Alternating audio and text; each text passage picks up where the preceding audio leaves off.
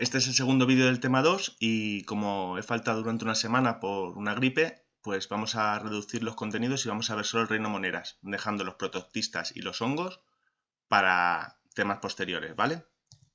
Lo primero, el reino de moneras está formado por todos los seres vivos unicelulares formados por células eucariotas. Recordar que las células eucariotas tienen una estructura muy característica porque no tienen un núcleo, el material genético está flotando en el citoplasma y además son muy sencillas, solo tienen ribosomas y tienen varias paredes de protección, membrana plasmática, luego una pared celular y muchas de ellas una cápsula. También es importante saber que las bacterias se clasifican según su forma. Tenemos los bacilos, que tienen la forma típica de la bacteria. Luego tenemos los cocos, que son redondos, esféricos, los vibriones, que tienen forma de lágrima, y los espírilos, que tienen así como una forma de espiral, como ondulados.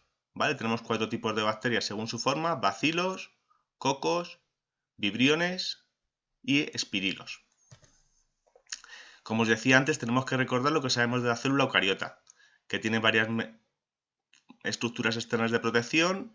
La más externa es la cápsula, luego una pared bacteriana y, como todas las células, tienen membrana plasmática. Tienen muy poquitos orgánulos, principalmente ribosomas, y algunas presentan cilios y flagelos. ¿Cómo se alimentan las bacterias? Pues entonces tenemos 2 tipos de alimentación. Tenemos bacterias autótrofas, recordar autótrofas, que pueden fabricar su propio alimento, y bacterias heterótrofas, es decir, que cogen su alimento del medio. Dentro de las heterótrofas tenemos 3 tipos. Hay algunas bacterias que son parásitas. ¿Qué significa ser parásito? Pues que cogen la energía y la materia de otro ser vivo y se aprovechan de él, y ese ser vivo se queda perjudicado. Por otra parte, tenemos las bacterias simbióticas. Las simbióticas viven en un equilibrio, en una situación en la que las dos partes ganan. Por ejemplo, las que tenemos en nuestro intestino grueso, que nos ayudan a fabricar las heces y a la vez nosotros le damos los alimentos. Y luego tenemos las saprófitas. Las saprófitas lo que hacen es que se alimentan de materia orgánica en descomposición, es decir, de las hojas muertas, de los seres vivos muertos, ellos ayudan a descomponerlas. En cuanto a la reproducción, las bacterias suelen reproducirse de forma sexual, mediante bipartición. ¿Os acordáis qué era eso de la bipartición? Pues teníamos una célula, esa célula duplica su ADN, hace 2 copias de su material genético y luego se divide en 2, de modo que las células hijas son idénticas a las células madre. Pero también tenemos que las bacterias pueden tener un tipo que no llega a ser sexual, lo llamamos parasexual, de reproducción, mediante un proceso que se denomina conjugación, como lo de los verbos, conjugación. En este proceso, las bacterias emiten una prolongación y se intercambian fragmentos de material genético. Es decir, yo te doy un poco de mi ADN, tú me das otro poco de tu ADN y así nos modificamos y evolucionamos. Y muchas veces, cuando las condiciones externas no son favorables para las bacterias, cogen una forma de protección en la que no están ni vivas ni muertas, que se llama endospora. ¿Vale? Estas estructuras de resistencia les permiten sobrevivir mucho tiempo en condiciones desfavorables.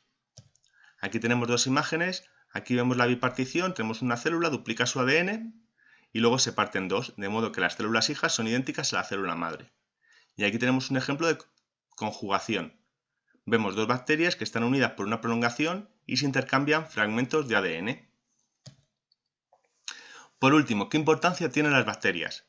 Pues algunas bacterias son perjudiciales para el ser humano y producen enfermedades. Algunos de los ejemplos más comunes de enfermedades producidas por bacterias son la salmonelosis y el cólera. ¿Vale? El cólera sigue siendo mortal en muchos países del planeta y la salmonelosis está muy asociada a intoxicaciones alimentarias. Pero no todo es negativo respecto a las bacterias. La mayor parte de las bacterias son o neutras o beneficiosas. Muchas bacterias participan en el reciclaje de materiales de los ecosistemas. Como os decía, las bacterias saprófitas lo que hacen es alimentarse de las cosas de los seres vivos muertos, hacen que esos cadáveres desaparezcan. Si no, estaríamos todo el planeta lleno de hojas secas o de cadáveres de mosquitos, si no hubiera alguien que hiciera que esa materia orgánica muerta desapareciera.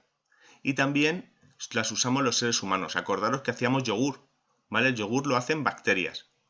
Viven en la leche y, como no tienen oxígeno, hacen un proceso que se llama fermentación y producen el yogur.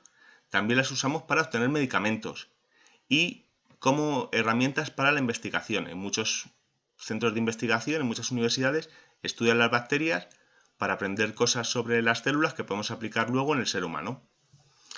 Pues esto es todo para este vídeo. Es un vídeo cortito porque, como os decía, hemos reducido el contenido para adaptarnos a las circunstancias.